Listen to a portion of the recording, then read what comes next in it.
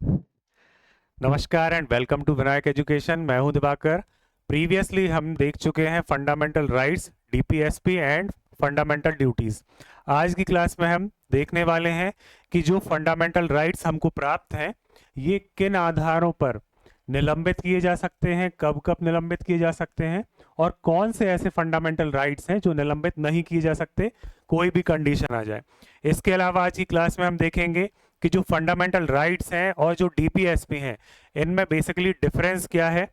Clear है? क्योंकि इनके डिफरेंस से ही कई सारे क्वेश्चन बनते हैं। अगेन फिर हम फंडामेंटल राइट्स पर आते हैं तो वहां हमको पढ़ना है कि विदेशी जो हैं, मतलब जो इंडियन सिटीजन नहीं है, उनको भारत में मौलिक अधिकार प्राप्त हैं क्या?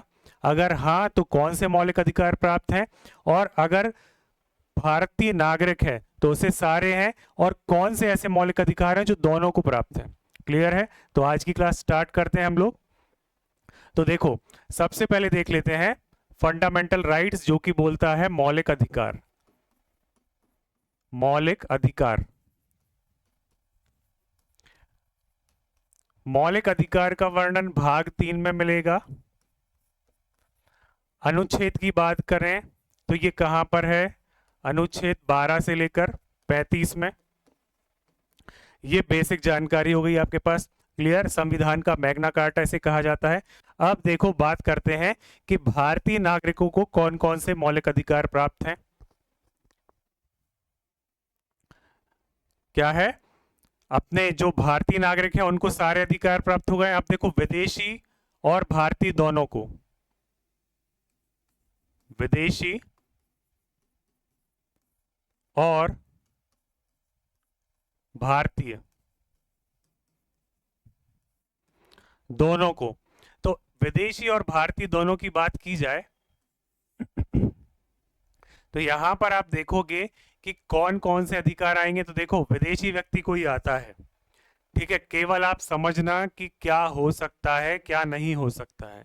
क्लियर? अब देखते हैं, कोई विदेशी व्यक्ति है, वह भारत में आ गया। क्लियर हो गई बात? वह भारत में आ गया और उसके संग कोई घटना हो जाती है, उसके द्वारा कोई अपराध कर दिया जाता है। तो हमने आर्टिकल 14 में पढ़ा है कि विधि के समान क्या है? समान न्याय और विधि का संरक्षण सभी को समान रूप से प्राप्त है। ठीक, तो ये आर्टिकल किसे मिल जाएगा? विदेशी को और भारतीय नागरिकों को। कौन सा आर्टिकल? 14 नंबर का। क्लियर हो गई बात? इसके अलावा फिर अब हम आगे बढ़े तो बात करते हैं एक और कौन सा होगा। दोनों की बात कर रहे हैं हम, है ना? तो दोनों को फिर आर्टिकल 20, आर्टिकल 20 क्या कहता है? अपराध की दोष सिद्धि के संरक्षण में जो बात है, दोष सिद्धि से बचाव में संरक्षण। क्लियर? तो ये वाला आर्टिकल कहां मिलेगा? दोनों को प्राप्त है, विदेशियों को भी है और किसको है? भारतीयों को तो है ही। अब देखो, केवल और केवल भारतीय नागरिकों की बात कर लें तो भारतीय नागरिकों को क्या मिलेगा? भारतीय नागरिकों को 15 भी मिलेगा, 16 भी मिलेगा। 15 मतलब यहां से आप समझ जाओगे 15 में क्या आता है कि जो धर्म स्थान है, क्षेत्र है, भाषा है, लिंग है, धर्म है, ये सारी कुछ चीजों के आधार पर विभेद नहीं करना। लेकिन वहीं पर अगर विदेशी आएगा तो विदेशी का तो धर्म जन्म स्थान ही अलग है ना, तो इसके आधार पर विदेशी व्यक्ति को ये अधिकार नहीं मिलेगा। इसके बाद आगे बात की जाए 16 में, तो 16 को याद करना। 16 में क्या था? अवसरों की समानता। सरकार आपको क्या दे रही थी? नियोजन में समानता दे रही थी, और राज्यों को ये पावर दे दिया गया था कि आप क्या कर सकते हो, जो भी पिछड़े हैं उनके लिए उपबंध नए बना सकते हो। तो लेकिन आप याद रखेंगे, अगर ऐसा हो जाएगा तो विदेशियों को भी वही मिलने लगेगा। तो विदेशियों के लिए ये क्या है? 16 नहीं है। ये किसके लिए है? तो भारतीय नागरिकों के लिए। अब आप याद रखना, 14 और 20 के अलावा 19 भारतीय नागरिकों को मिला ही है। फिर इसके अलावा देखें आप तो और क्या है? भारतीय नागरिकों को 29 भी है। 29 30 में क्या था? अल्पसंख्यक जो थे उनको अपनी लिपि, है ना, और भाषा है, उस संस्कृति है, इसका संरक्षण संवर्धन का अधिकार प्राप्त था। ऐसे ही 30 में जाएंगे तो वहां पर अल्पसंख्यकों के लिए बात की गई है कि अपने शैक्षणिक संस्थाओं को आप क्या करेंगे? इनका प्रबंधन करेंगे और इनकी स्थापना कर सकते हैं। क्लियर? तो ये बात आपको याद रखना है। कौन सी बात याद रखना है? कि ये 15 16 19 29 30 ये किसके लिए है? इंडियन सिटीजन के लिए। दोनों के लिए कौन से हैं आपको पता है, दोनों के लिए कौन से थे। अब और दोनों की बात कर लें, both Indian citizen and foreign person लिख लेते हैं अपन, है ना, फॉरेनर लिख लो। तो हमने अभी क्या पढ़ा, 14। इसके अलावा क्या पढ़ा था, जब दोष सिद्धि वाला 20 पढ़ा था। क्लियर है बात। और देखो और कौन सा होगा। अब वह व्यक्ति आ गया, 20 से आगे चलते हैं, 20 में आ गया तो 21 पढ़ने वाली बात, ठीक है, बन जाएगी यहां पर भी। 21 ए क्या कहता है, दैहिक मतलब जीवन जीने का अधिकार और दैहिक स्वतंत्रता, ये 21 ए में बात हो गई, है ना, 21 में बात हो गई, सॉरी 21 ए में क्या हो गया, अपना आरटी हो गया, जो 86वां संवैधानिक संशोधन था। इसके बाद फिर आगे बढ़े तो 23-24 भी आ जाएगा विदेशियों और भारतीय दोनों के लिए, जो मैंने अभी आपको स्टार्टिंग में 14 और 20 बताए थे। उसके आगे देखो 23-24 क्या बोलता है, शोषण के विरुद्ध। शोषण के विरुद्ध यहां पर क्या था, मानव दुर्व्यापार, ह्यूमन ट्रैफिकिंग। 24 में क्या था अपना, जो बाल श्रम रहता है। क्लियर है। तो ये उनके लिए भी, उन पर भी लागू है, मतलब ऐसा नहीं है कि विदेशी बच्चा यहां मिल गया तो हम उसको क्या कर दें, कारखाने में लगा दें, ठीक, या फिर हम ह्यूमन ट्रैफिकिंग में संलिप्त कर दें, हम मतलब जो भी इसके सरगना वगैरह जो भी रहते हैं। इसके बाद देखो धर्म वाले भी यहाँ पर इंक्लूड रहेंगे। आपको लगता है धर्म वाले इंक्लूड रहेंगे? बिल्कुल रहेंगे, क्योंकि 29-30 को छोड़ दें तो विदेशी व्यक्ति यहाँ पर आते हैं तो उनको भी अपना धर्म मानने का क्या है, अधिकार, फुल प्लेजेडली, मतलब संविधान में बोला है कि आप निर्बाध रूप से मान सकते हो और क्या कर सकते हो, अपनी उपासना की आपको स्वतंत्रता है और आदि चीजों की है। लेकिन वहां पर एक कंडीशन क्या रहती है, आपको फोर्सफुली या फिर प्रलोभन देके क्या नहीं करना है, जबरन दूसरे को परिवर्तित नहीं करना है, ठीक है। तो याद रखें 25 से 28 भी आ जाएगा यहाँ, 25, 26, 27, 28, ये सारे किसको प्राप्त रहेंगे, ये सारे रहेंगे दोनों को, मतलब कि भारतीय नागरिकों को भी रहेंगे और विदेशी दोनों को रहेंगे। अब आप कोई एक याद कर लोगे तो आपके क्वेश्चन कभी भी गलत नहीं होंगे, भले ही से आप इंडियन सिटीजन वाले आर्टिकल याद कर लें 15, 16, 19, 29, 30। क्लियर। या फिर आप ये याद कर लें, अब आपको जो भी सरल लगे वो आप अगर लॉजिकल देखेंगे तो आप समझ जाएंगे कि 15, 16 में क्या है, विभेद करना बनता है। क्यों? अदरवाइज क्या होगा, अगर आप उसकी धर्म या लिंग या जाति या फिर जन्म स्थान इसके आधार पर भेद नहीं करोगे, तब फिर क्या होगा कि वोटर आईडी उसका बन जाएगा और वो क्या करेगा, यहाँ वोट दे देगा। तो क्या हो गया, सीधा सीधा 15 में चला गया, ठीक। अब 16 में अगर विदेशियों को नौकरी मिलने लगेगी तो फिर भारत वाले कहाँ जाएंगे, तो ये नियोजन में उनको समान अवसर नहीं है। इसके बाद अगर बात की जाए, बोलने की, घूमने की स्वतंत्रता एक निश्चित सीमा तक है। क्लियर। वो कहीं भी ऐसा नहीं है कि विदेशी व्यक्ति आया और वह कहाँ चला गया, जहां पर भारतीय जा रहे हैं वह भी वहां चला, उसके लिए अलग से उसकी चेकिंग होगी। वह कहीं भी प्लॉट नहीं खरीद सकता है, कहीं भी व्यापार स्टार्ट नहीं कर सकता है। क्लियर। 29-30 में क्या नहीं करेंगे, अपने संस्थान नहीं करेंगे, खोलेंगे अल्पसंख्यक वाले। इसके अलावा 29 में क्या है, उनकी लिपि संरक्षण, उससे हमको क्या मतलब, ठीक है। आप अल्पसंख्यक यहां हो या नहीं हो ये कैसे डिसाइड होगा। क्लियर। तो ये आपको याद रखना है, ये तो हमारा क्या है, मेन बात। अब देखो कि संविधान में बात की गई है आर्टिकल 352 की। 352 आपको पता होगा, राष्ट्रपति के पास पावर है ना। ये क्या है, आपातकाल है। जब हमने पढ़ा था कि राष्ट्रपति के पास आपातकालीन शक्तियां हैं तो 352, 356 और 360 पढ़ा था। जिसके अंतर्गत हमने देखा था 352 बोलते हैं राष्ट्रीय आपात, या फिर किसी एक हिस्से में भी इसे लगाया जा सकता है। कंडीशन क्या है, तो कंडीशन मैंने आपको बताया था, युद्ध या बाहरी आक्रमण या फिर आंतरिक रूप से अशांति हो गई हो जिसमें कि सशस्त्र विद्रोह हो गया हो। क्लियर है। ये संवैधानिक संशोधन के बाद शब्द जोड़ा गया था, सशस्त्र विद्रोह के आधार पर आपातकाल लगाना, ये आपको याद रखना है। तो ये कहां मिलेगा, 352 में, 356 में राष्ट्रपति शासन, संवैधानिक तंत्र की विफलता, प्रशासनिक विफलता, ठीक है, और 360 में रहता है वित्तीय आपात। तो अब याद रखें कि जब भी राष्ट्रीय आपात लग रहा है तो आपके फंडामेंटल राइट क्या हो जाएंगे, सस्पेंड हो जाएंगे,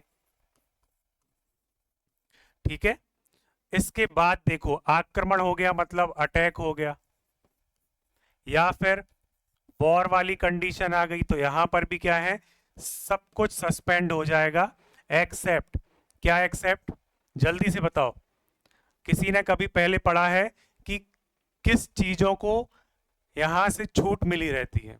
जो फंडामेंटल राइट्स हमको 14 से लेकर 32 तक बताए गए हैं, है ना, वहां पर कौन से ऐसे अधिकार हैं जो कि निलंबित नहीं होते कभी भी?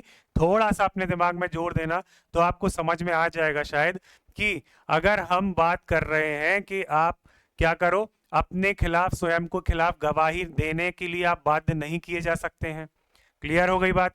अगर आपने क्राइम किया है तो एक क्राइम की आपको 2 सजा नहीं मिलेंगी, जो कानून लागू है उस समय उसी के अकॉर्डिंग सजा मिलेगी। ये कहां पर पढ़ा है हमने, जल्दी से बताएं। तो ये हमने पढ़ा है आर्टिकल 20 में। इसके बाद हम बात करते हैं आर्टिकल 21 की। तो यहां पर हमने पढ़ा है दैहिक स्वतंत्रता, जीवन जीने का अधिकार। कौन सा अधिकार पढ़ा है हमने? जीवन जीने का अधिकार पढ़ा है। क्लियर? तो याद रखना ये सारे सस्पेंड हो जाएंगे, लेकिन आर्टिकल 20 और आर्टिकल 21 ये दो ऐसे आर्टिकल हैं, ये सस्पेंड नहीं होते हैं। ये सस्पेंड नहीं होते हैं मतलब निलंबित नहीं होते हैं, निलंबित नहीं होते हैं। अब समझ में आएगा आपको कि क्वेश्चन कैसे बनते हैं, क्योंकि सिंपल क्वेश्चन हर कोई कर देगा। अगर उसने आपसे पूछा ऐसे कौन से 2 मौलिक अधिकार हैं जो आपातकाल में निलंबित नहीं होते, या फिर निम्न में से सही मौलिक अधिकारों को या सही कथन को छांटिए, ठीक है, पहचान कीजिए। उसने बता दिया कि आपात के काल के समय आपको दे दिया 14, 15, 16, 17, 18, 19 ये निलंबित होते हैं। आपको दे दिया कि सारे सही हैं, या फिर उसने सी ऑप्शन दे दिया कि 20 और 21 निलंबित नहीं होते। तो आपको अगर पता है 20 और 21 निलंबित नहीं होते और ये पता है क्यों नहीं होते, तब क्या होगा, आप सारे क्वेश्चन यहां से सही करके आओगे। अदरवाइज क्या हो जाएगा, कुछ गलत करने की संभावना बनी रहेगी। तो ये याद रखना कि जब भी कुछ भी हो जाए सब कुछ सस्पेंड होता है। इवन 19 आर्टिकल जो है, जो हम बात करते हैं ना, फ्रीडम ऑफ स्पीच या एक्सप्रेशन वाली, बसने की स्वतंत्रता, व्यापार की स्वतंत्रता, बोलने की स्वतंत्रता। क्लियर? तो ये सारी स्वतंत्रताएं कैसी हैं, ये सस्पेंड हो जाती हैं। लेकिन आपके खिलाफ अगर 20 और 21 में सस्पेंड नहीं होता है, अगर आप जेल में बंद हैं तो आपको गवाही देने के लिए फोर्स नहीं किया जा सकता है, और यहां पर प्राण और दैहिक स्वतंत्रता के अधिकारी आप होते हैं, इवन आपका आपातकाल भी क्यों ना लगा हो। ये आपको बात समझनी है, बहुत इंपॉर्टेंट है ये चीज। अब आगे बढ़ते हैं और बात करते हैं जो आपको बताया था मौलिक अधिकार, मौलिक अधिकार और नीति निर्देशक तत्व। कौन से तत्व? नीति को बनाते समय निर्देशक जो निर्देश देते हैं वो वाले तत्व। तो इनमें हमको थोड़ा डिफरेंस समझना है कि इनमें क्या डिफरेंस होता है। क्लियर? अब देखो डिफरेंस की जब बात हो रही है तो जब सबसे पहले आप अगर इसकी परिभाषा जानते हैं, मैंने बताई है क्लास में, तो आपसे आराम से बनेगा। अगर आप बेसिक इंफॉर्मेशन जानते हैं बहुत आराम से बनेगा। देखो उल्लेख कहां पर है, तो भाग 3 में, अनुच्छेद 12 से 35 में। क्लियर हो गई बात? क्या मौलिक अधिकार, और मैंने आपको बताया था ये क्या है, व्यक्तिगत होते हैं। कैसे होते हैं? व्यक्तिगत हैं ये। क्लियर? ये राज्य के विरुद्ध किसे मिले हैं? व्यक्ति को मिले हैं। राज्य से, राज्य की मनमानी के विरुद्ध, राज्य की मनमानी को रोकने के लिए किसे मिले हैं? पर्सनल, मतलब इंडिविजुअली आपको मिले हैं। क्लियर है? यहां से ये क्या काम करते हैं? व्यक्ति का क्या करेंगे? ये विकास करेंगे, मतलब बौद्धिक रूप से और शारीरिक रूप से, मानसिक रूप से ये विकास करते हैं। ठीक है, तो ये एक पॉइंट हो गया। इसके बाद ये करें तो हम ये क्या कर सकते हैं, ये वाद योग्य है। वाद योग्य मतलब इसको याद रखना, कोर्ट लिख लेना। यहां पर क्या लिख लेना? कोर्ट। आप यहां पर मुकदमा दायर कर सकते हैं, चूंकि हमने आर्टिकल 226 भी पढ़ लिया है ना, और आर्टिकल 32 भी पढ़ लिया कि यहां जो रिट पिटीशन हम लगाते हैं, 5 तरह की रिट बताई थी: परमादेश, अधिकार प्रक्षा, ठीक है। और क्या बताया था, उत्प्रेषण, प्रतिषेध, और क्या था एक और, बंदी प्रत्यक्षीकरण। तो ये जो 5 तरह की रिट है ये आप लगा सकते हो। आपका मौलिक अधिकार का हनन हो रहा है, आप कहाँ जा सकते हो, डायरेक्टली सुप्रीम कोर्ट में जा सकते हैं। क्लियर। तो ये कुछ बेसिक आपके पास क्या है, डिफरेंस है। अब हम यहां पर बात करें तो ये क्या कहाँ मिलेगा हमको, भाग 4 में मिलेगा। आर्टिकल की बात करें तो आर्टिकल यहां पर मिलेगा 36 से लेकर 51। इसके बाद बात करें ये व्यक्तिगत है, तो ये व्यक्तिगत नहीं है, सामूहिक है। यहां पर बात की जाए राज्य के विरुद्ध है क्या ये, नहीं, राज्य के विरुद्ध नहीं है, ये राज्य के लिए है, राज्य को निर्देश है ये। इसके बाद आगे बढ़ते हैं, ये क्या है, वाद योग्य है मौलिक अधिकार, लेकिन यहां पर आप कोर्ट में जा सकते हैं क्या, नहीं। कहां बताया था, ये आर्टिकल 37 में वर्णन है कि ये संविधान में 37 आर्टिकल में ये उल्लेख है कि ये न्यायालय द्वारा प्रवर्तनीय नहीं है, केवल और केवल राज्य की मंशा पर ये निर्भर करते हैं कि वह इन्हें क्या करता है, कानून के द्वारा या फिर संविधान संशोधन के द्वारा इंप्लीमेंट करने का इच्छुक है या नहीं है। क्लियर। तो ये क्या है, ये वाद योग्य नहीं है, वाद योग्य नहीं। क्लियर। अब देखो और इसका अपन डिफरेंस देखते हैं, यहां पर लिख देता हूं FR, यहां पर लिख देता हूं DPSP। अब आगे बढ़े। अब यहां और देखना, ये जो आपका फंडामेंटल राइट्स है ये क्या है, राज्य के पर्सपेक्टिव से देखो आप, राज्य के विरुद्ध मतलब राज्य की आप देखें जो भी मनमानी है या फिर राज्य की जो भी शक्ति है उससे आपको इम्यूनिटी प्रदान कर रहा है, क्या, मौलिक अधिकार। तो ये राज्य के लिए कैसा हुआ, ये राज्य के लिए हुआ नकारात्मक। अब ये नकारात्मक अगर पहले कभी पढ़ा है, लेकिन ये कारण आज पता चल रहा होगा क्यों नकारात्मक है। अभी तक ये सोचते होगे ना कि संविधान ने बोला है निजता का अधिकार, हाँ 21A में, 21 में निजता का अधिकार है, दैहिक स्वतंत्रता है, प्राण की स्वतंत्रता है, सोने का अधिकार है, स्वच्छ जल का अधिकार है, अच्छी सड़कों का अधिकार है, सबका अधिकार है। तो ये नकारात्मक कैसे हुए, ये नकारात्मक प्रवृत्ति हो रही है राज्य के लिए, क्योंकि उसको ये करना पड़ रहा है, उसको आपकी निजता भंग कर रहा है अगर, तो क्या होता है, सरकार को पेनल्टी लगती है और सवाल जवाब होते हैं और सरकार के ऊपर क्वेश्चन होता है और सरकार की थू थू होती है वो अलग। क्लियर कि आपने क्या किया, संविधान का उल्लंघन किया। तो ये बात आपको समझना है, इनकी प्रकृति कैसी है, नकारात्मक। कई जगह आपको देखने मिल जाएगा कि नकारात्मक सकारात्मक दोनों लिखा रहता है, लेकिन बाय एंड लार्ज आप देखोगे तो नकारात्मक ही है। अब वहीं हम बात करें डीपीएसपी की, तो डीपीएसपी जो है, डीपीएसपी क्या बोलता है, ये नकारात्मक तो हो ही नहीं सकता राज्य के लिए। ये राज्य को क्या कहता है कि आपको लोक कल्याण करना है, तो आप कैसे करोगे, इस तरह करोगे, किस तरह कि सभी के लिए क्या करो आप, समान निशुल्क विधिक सहायता की व्यवस्था कर दें, सभी के लिए एक काम के लिए एक वेतन निश्चित कर दें, मतलब समान वेजेस निश्चित कर दें। फिर आगे बोलता है कि क्या करो, और कि कहीं पर मजदूर वर्ग जो काम कर रहा है उद्योगों में, उनको प्रबंधन में उनकी पार्टिसिपेशन करवाओ। बात समझ आ रही है। तो ये ही सारी कोऑपरेटिव सोसाइटी का निर्माण करवाओ। ठीक है, पशु वध को रोको, गाय बछड़े के वध को रोको, उच्च नस्ल वाले पशुओं को पैदा करें, फिर क्या करें, वन्य जीवों की रक्षा करें, पेड़ों की रक्षा करें, है ना। ऐसे ही और क्या बोलता है कि जो भी वंचित है, SC ST OBC में जो भी आ रहे हैं वंचित पिछड़े, उनके लिए क्या करें, उनके जीविकोपार्जन की व्यवस्था करें, आर्थिक रूप से उनको कैसे आगे बढ़ा सकते हैं व्यवस्था करें। क्लियर। विरूपण के लिए है आपके पास कि ये ना हो, इसकी व्यवस्था करें। फिर लास्ट में देखते हो आपके क्या आता है, आपके पास लास्ट में आता है अंतरराष्ट्रीय शांति सुरक्षा।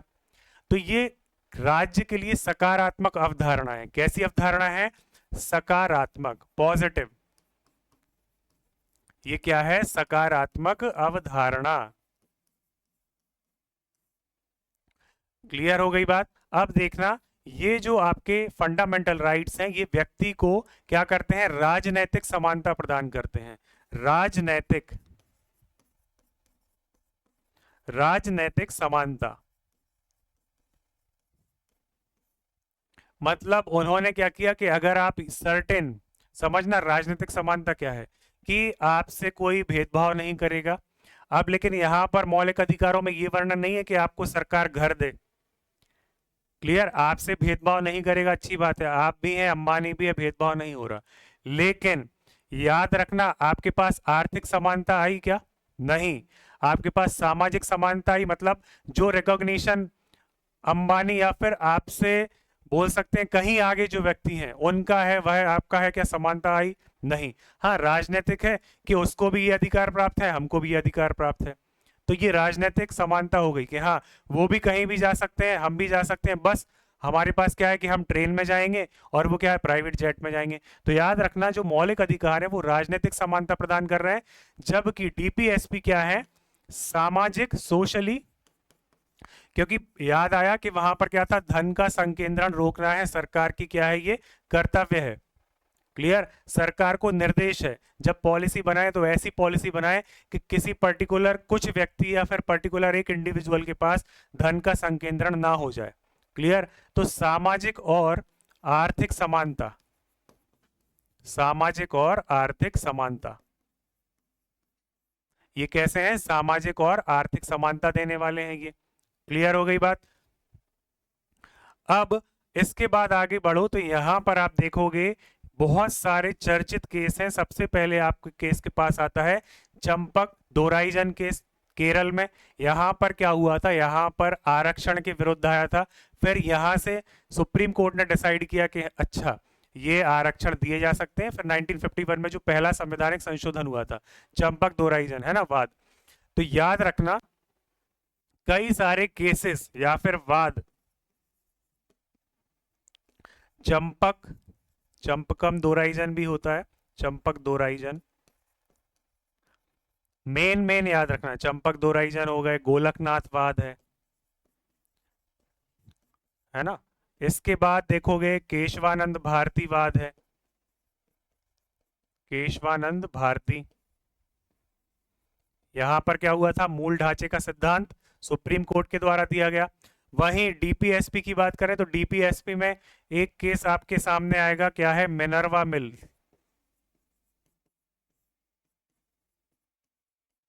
1980 का। तो क्या हो रहा था, यहां पर संविधान में बात की गई थी कि जो आपके डीपीएसपी हैं, अब ऐसा हो गया कि जब आपको अगर एक सी चीजें करनी है, सामाजिक आर्थिक रूप से समानता लाना है, तब क्या होगा? तब मौलिक अधिकारों का हनन होना निश्चित है। ठीक, तो यहां पर ऐसा ही हुआ, तो फिर लोग कोर्ट में गए। तब फिर मिनर्वा मिल्स केस में जजमेंट यही आया था कि जो दोनों आपके एफआर और डीपीएसपी हैं, ये क्या है? संविधान में, संविधान के अंतर्गत ही है, दोनों समान है। नहीं तो क्या चलता था, छोटे बड़े हैं। और अभी भी ज्यादातर मत यही है कि जो फंडामेंटल राइट्स है, क्लियर, मतलब जो मूल अधिकार हैं, ये क्या है? ज्यादा प्रभावी हैं एज कंपेयर टू नीति निर्देशक तत्व। तो मिनर्वा मिल केस में कहा गया कि हाँ, आप मौलिक अधिकारों में परिवर्तन कर सकते हो, लेकिन ऐसा कोई भी परिवर्तन मान्य नहीं होगा या फिर वैलिड नहीं होगा जिसमें मूल ढांचे को क्या हो? क्षति पहुंच रही हो। मूल ढांचे का सिद्धांत कहां से आया? तो 1973 से आया, याद रखना, ये केशवानंद भारती वाद से। ये भी केशवानंद भारती कहाँ के मठाधीश थे? केरल में एक मठ है, वहां के मठाधीश थे। यहाँ भी जमीनी विवाद हो गया था, तो यहां से ये चीज निकल के आई। आपको मिनर्वा मिल याद रखना है। मिनर्वा मिल में डीपीएसपी के लिए बोला गया कि कोई छोटा नहीं है, कोई बड़ा नहीं है। अभी तक क्या चल रहा था? नहीं तो कि भैया एफआर ही है। फिर सुप्रीम कोर्ट ने बोला कि नहीं, आप चेंज कर सकते हो, अगर आपको क्या करना है, सामाजिक और आर्थिक समानता ला रहे हो आप, कहीं ना कहीं कुछ तो कॉम्प्रोमाइज करना होगा। क्लियर, तो फिर लेकिन ऐसा भी कॉम्प्रोमाइज नहीं करवाना है लोगों से कि उनके मौलिक अधिकार, जिनसे बेसिक स्ट्रक्चर बना हुआ है संविधान का, वही क्या हो जाए? गड़बड़ हो जाए। क्लियर हो गई बात? तो ये यहां पर निकल के सामने आता है। इसके बाद जो हमने प्रीवियसली देखा था कि जो यूएसएसआर से लिया गया है, भारत के संविधान के भाग 4A में आर्टिकल की बात करें तो 51A में, ठीक। इसके बाद देखो स्वर्ण सिंह समिति को याद रखना, स्वर्ण सिंह समिति, इन्होंने क्या रिकमेंडेशन दी थी? दंडनीय और 8 इन्होंने फंडामेंटल ड्यूटीज बताई थी, लेकिन 10 ड्यूटी क्या की गई? 10 ड्यूटीज वर एडेड कब? 1976 में 42वें संवैधानिक संशोधन से। फिर आगे बढ़ेंगे तो 86वां संवैधानिक संशोधन आएगा 2002 में, और इसमें माता पिता अभिभावक का कर्तव्य आ गया 6 से 14 वर्ष तक के बच्चों की शिक्षा को क्या है, उनको अवसर प्रदान करना। तो ये हमारे कुछ बहुत इंपॉर्टेंट कंसेप्ट थे, जिसमें आपके पास ये जो है बात बहुत इंपॉर्टेंट है, फंडामेंटल राइट्स, मौलिक अधिकार और डीपीएसपी के अंतर्गत। यहां से सिंगल क्वेश्चन भी आ जाता है, इनकी प्रकृति कैसी है। ये आपका प्रीलिम्स का एमसीक्यू बन गया। आपसे 7 नंबर में ये पूछा जा सकता है मेंस में। क्लियर है? ये जो वाद हैं ये इंडिविजुअली आपसे 7 नंबर में पूछे जा सकते हैं, और अगर उसने बदलते ट्रेंड को फॉलो किया तो वो पूछ सकता है कि बताइए जो संविधान का मूल ढांचा सुप्रीम कोर्ट ने प्रस्तुत किया, ये किस केस के अंतर्गत प्रस्तुत किया, अगर वो उसने पेपर थोड़ा डायनामिक बनाने की कोशिश की तो। क्लियर है? होप आप सभी ने अच्छे से समझ लिया होगा। कोई भी आपको इशू आता है, कोई भी प्रॉब्लम आती है, आप कमेंट कर सकते हैं, पूछ सकते हैं, नंबर पर कांटेक्ट कर सकते हैं। मिलते हैं नेक्स्ट वीडियो में। Thank you.